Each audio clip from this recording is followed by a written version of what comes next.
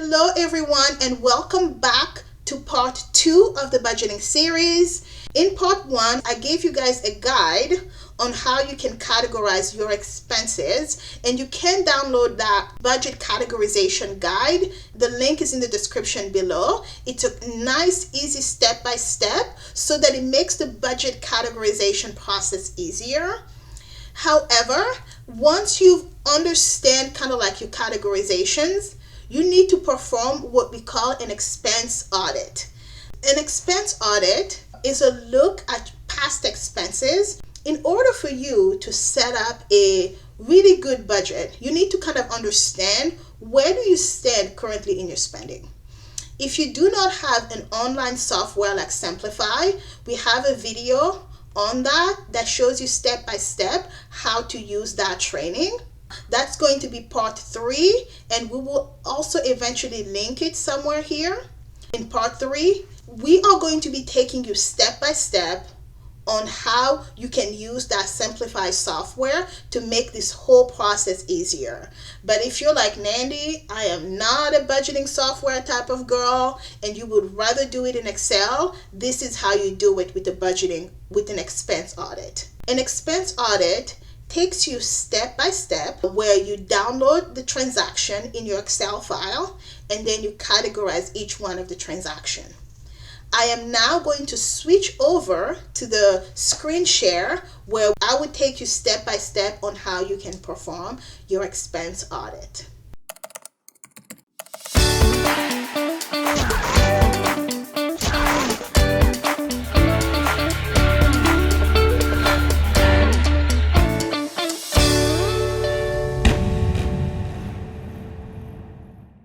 So let's log into our bank account. Whatever your bank account is, we are going to log in. So in order for me to be able to pull out my transaction, I haven't done it on Capital One. And actually, I don't do this manual process. So you would have to bear with me as I figure this out.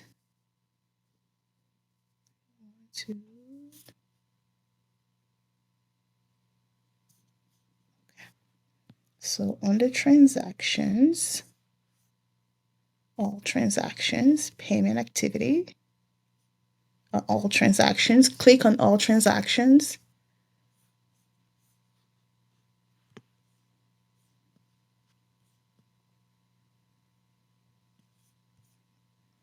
I'm almost positive you would click on view statements.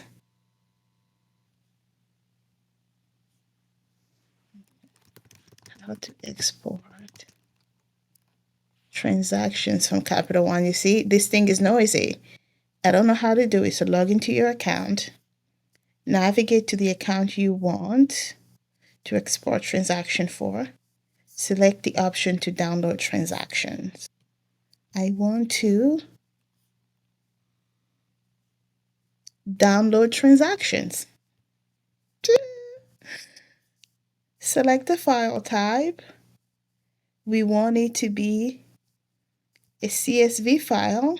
Select the time period. We only want to do about 3 months worth of transactions, or it becomes overwhelming. So this is up to you. You can do from this date, December 28th, to October 1st. I'll just write it because it's a lot easier. 10/01 2024, right? So then we'll click on done. And then we'll click on export. So you were able to see that I really didn't know how to download transactions from my Capital One, but I Googled it and I was able to find the information. So never let the fact that you don't know how to do something be the reason why you cannot move further into your project, especially for something as important as budgeting. So as you see, your file should be downloaded automatically. If it doesn't, please try again. If you're having trouble finding the file, take a look in the download folder and check your browser settings to see where the download files are saved. So for me, if I come here and click on this and I go to download, I should be able to see the file right there. And I will click on that. Now, I do not have Excel on this computer. So what I actually will be doing is transferring this file into my Google file. I'm going to click on Drive.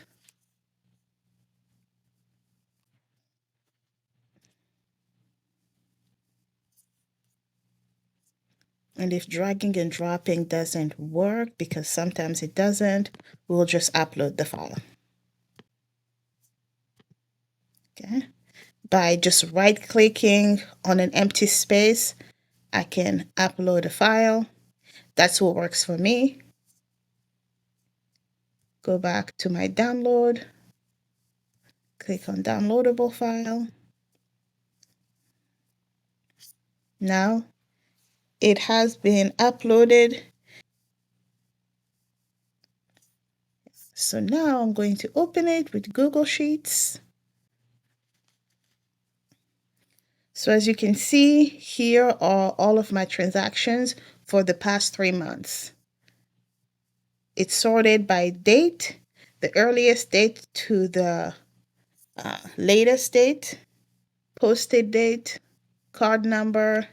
All of this came from one card, so card number doesn't need to be sorted. And then you have the description, the category, debit or credit. For the purpose of what we need to do, we just need the transaction date. I'm going to delete the posted date, and I'm also going to delete the card number. The transaction date for me is what I prefer, but it's up to you if you wanted to keep the posted date. I like to know when did the transaction actually happen. The category, this is very, it's loosely giving you some categories, but this is why we are doing this exercise, is so that we can set our own categories for all of these different transactions. I would actually filter this. So now it has these random categories that do not make sense to me. And you will be able to tell, right? Is CBT Southern Oklahoma region a utility? Okay. So that one is right. Lowe's merchandise, right? So for me, Lowe's is a home category. It's home repairs or home renovation. Amazon is home supplies or decor. So this is exactly what you need to do. Just purchase by purchase, you are determining what exactly did you spend and where do each one of these categories go. Now, I set up my filter because sometimes I like to do this. So this is a donation. Amazon, I could put home supplies because I just moved into a new house and had to spend a lot of things to get the home ready, and I use Amazon. So the thing about filtering, because all of these are Amazon purchases and I know they're all happening in the month where I had to make a lot of purchases for the home, I can just drag and drop this, okay? Professional services, that is accurate. Amazon, home supply again. Home supplies. See, gas and automotive, that's cheap drop. This was actually for garden. So this is home garden. I would suggest before you come up here, you've already gone into the budget category document and you've highlighted what you want your categories to be. Okay. This is home and garden, CVS pharmacy. This is not necessarily healthcare. I think this is when I got drinks, and this is very important. A lot of our bank accounts have categories based on how the merchant is registered. Because CVS is registered as a pharmacy, it would always automatically categorize those transactions as healthcare. But if you went there and you just bought water or a snack, it's not healthcare, right? So this could be food, For me, this could be food, it could be groceries, but I know for this transaction, I didn't buy healthcare stuff. I bought something, a snack to eat. When I travel, I tend to stop by CVS to grab some water or a snack. So that's going to go under groceries. Dialogue, this is under personal development or coaching. Dollar General, this is home supplies too. This is also home supplies. Etsy, this is a business expense. Office, this is a business expense. I bought planners that I use for inspiration to create my own planners. So business expense.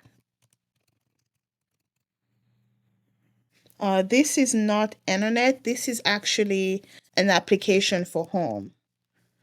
So you would keep doing this for all of your categories. So as you can see, this is not sample work, right? Walmart. This is not all groceries.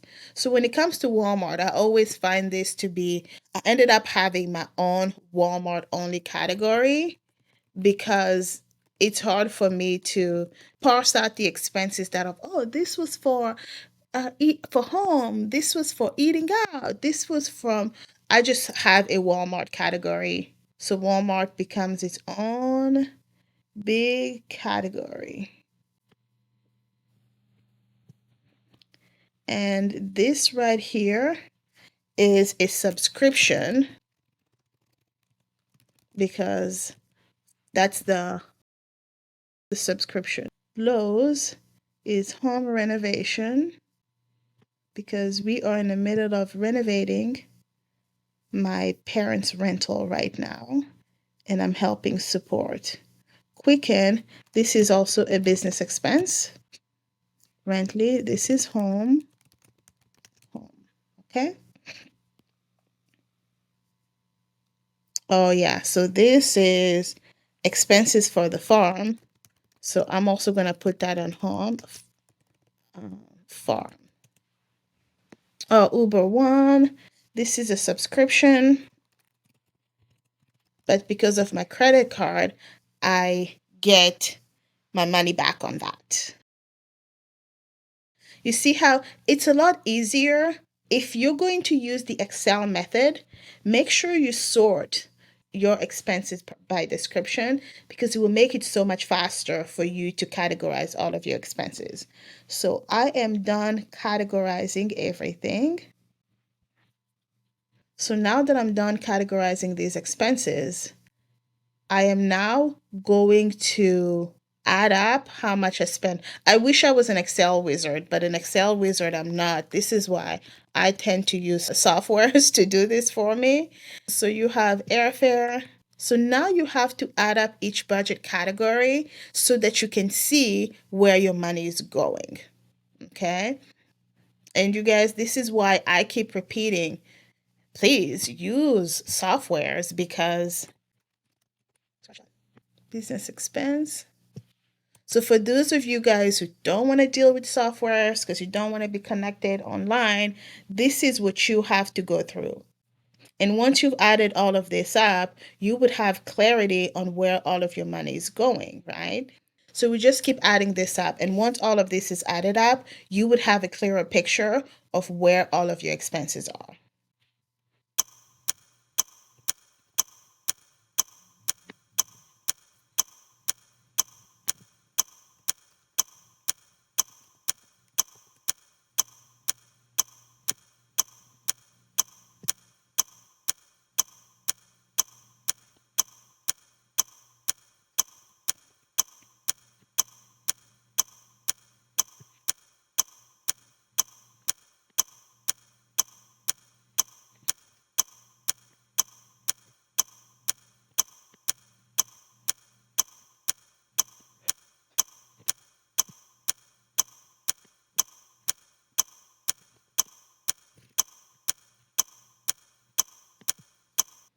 So what I did, I focused on expenses that had the most number of transactions, or this is going to take me forever, but I summed up most of the expenses here. So for example, this is airfare. This is business expense. This is donation. This is gas. I'm like, okay, $500 on gas in 3 months. That's not bad. But mind you, most of the time I am on a plane. I'm not really driving around. And also in this particular month, I stayed home most of the time. And keep one thing in mind, this is only one card. But when you do this, you would do this for every single bank account, credit card, every single account you have. So this particular method is not for somebody like me who has 12 credit cards and 6 bank accounts, right? It's more for that person who has more simplified expenses. You maybe just have 1 or 2 credit cards. So once you've done all of this, you would have a better idea of where your money is going. So for me, bam, right here, $11,000 went towards paying off credit cards, right? So I mean, I'm not going to cry over it because those credit cards, I was able to use them to renovate a whole house. So paying off the debt is not something that I'm going to cry over. I look forward to getting rid of all of it so that that money can then be repurposed towards a different project or my own personal entertainment and enjoyment. But I get a better idea of where my money is going. Home supply, $6,000. Right? Home continues to be for me one of my biggest expense, but guess what? It's also one of my largest asset class. So here's a quick overview of how you perform an expense audit. That, my dears, is how you perform your expense audit. I hope that makes things a little bit clearer for you guys as you're going on this journey. The next video will be on how to simplify this process. If you didn't want to do all of that manual adding, you can use the Simplify software, and that would be coming up on part 3 of this series. As always, thank you guys for joining me for another video. Please do like, share, and subscribe. It's a small click for you, or it's a small time for you to comment, but for a small YouTuber like me, it means a lot. As always, I appreciate you for joining me, and I will see you in the next video.